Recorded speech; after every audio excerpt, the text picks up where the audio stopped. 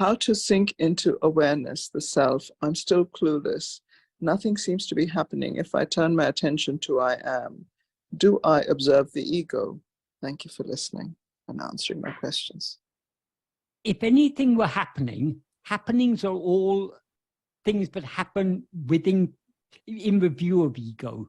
So we are not turning our attention inwards to see anything happening.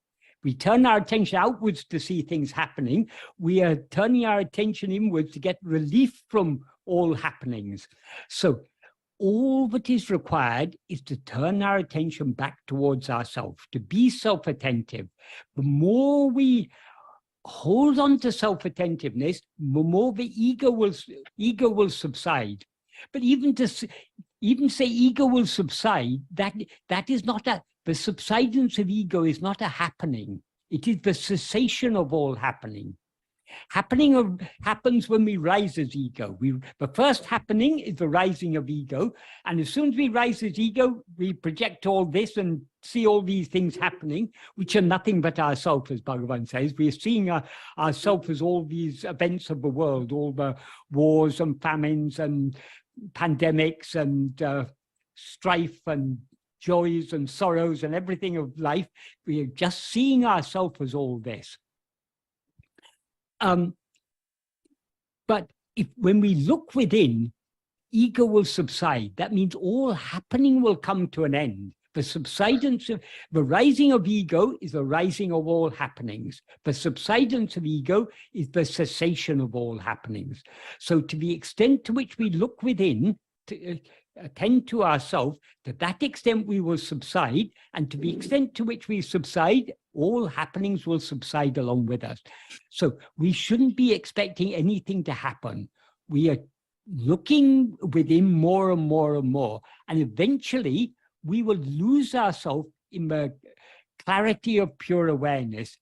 Losing ourselves in that clarity from our perspective here may seem to be a happening, but actually it's the final end of all happenings.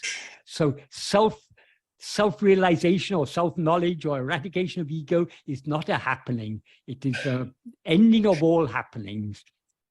And when they all happen, when ego ends, it'll be clear that nothing had ever happened in the first place, because the ultimate truth is ajata.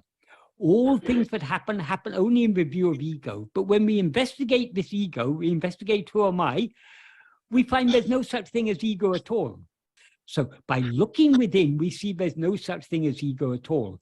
Since everything that happens only in the view of ego, when it is clearly seen that ego has never existed, it will be clear that nothing has ever happened. So the ultimate truth is ajata. How this is of practical relevance, we shouldn't be expecting something to happen. We just look within to see. We're not looking for anything new. As Bhagavan said, jnana is not a new knowledge to be attained. If jnana were a new knowledge to be obtained, whatever is gained newly will be lost. So if we gained jnana as a new knowledge, we will lose it sooner or later.